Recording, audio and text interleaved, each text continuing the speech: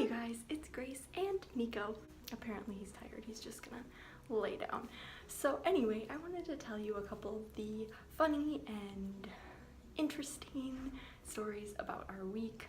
I'm filming in the library, which feels very weird, but Nico's not allowed in my dorm room, so that's just how it's gonna happen. So if I'm talking kind of quiet, that's why. One thing that a lot of people don't think about in the service dog industry is that you still have to go to the bathroom with your dog. I took Nico to the bathroom with me one day, and usually if I have him, I try to go to the handicap stall because it's much easier to fit both of us in a stall if we use a bigger stall versus the little itty bitty cubicles. So we went to the bathroom, and this bathroom didn't have a handicap stall, it just had two little tiny stalls. So we walked into one of the stalls. He lays down and I go to the bathroom, and all of a sudden I hear like the person in the stall next to me go like, "Oh!" And I looked down and Nico had his whole head under the stall and was like looking at her. Had him come back over onto my side, and I was very embarrassed. I was like, "I'm sorry." And she just goes, "Oh no, it's fine. I just got a little spooked that there was a dog." So that was pretty funny. Story number 2 is one I'm very proud of Nico for. We were at Panera, and you know, he was under the table sleeping while we were eating our meal, and then we got done with our meal and we were about to leave, and all of a sudden like these 3 little kids, probably like 10 to 12 years old, come running up and they're just like, "Can we pet your dog?"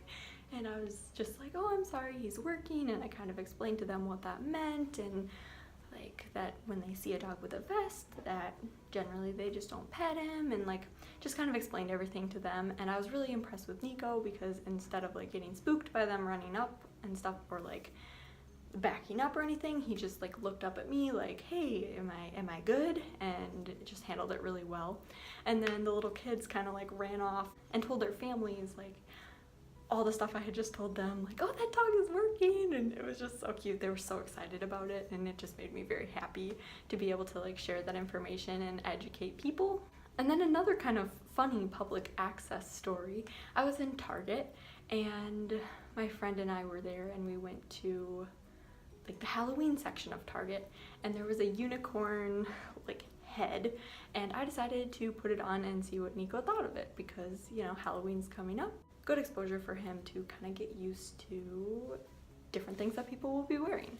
So I put on the unicorn head, and he just looked at me, and it was so funny. Then I took it off, and he started like wagging his whole butt. He was so excited, and he like jumped straight up, so his like head was level with my head, and I was like, "Oh buddy, calm down, like I know it's exciting." But it was just really funny. And then I did it again, like just trying to get him to be more calm the second time, and he was much more calm the second time, so that was good. I was in my plant science lab today with Nico, and we were outside like looking at different plant samples, and Nico kind of like was next to my professor, and my professor like bent down and was like, "Hi puppy," and I was just like, "Oh my gosh, like you're my professor." I would feel bad being like, "Don't pet my dog please," but he just like did it really quick and then like just stood up and like walked away, and I was like, I don't know what to do in this situation.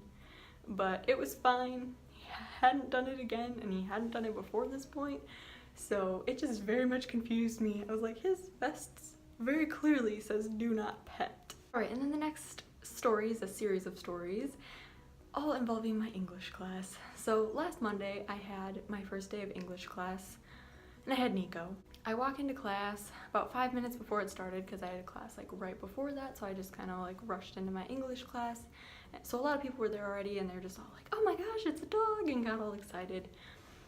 And I sat down and went through the class, and about an hour into the hour-and-a-half long class, my professor just stops dead in his tracks and is just like, "There's a dog in here." And I was just like, "Yep."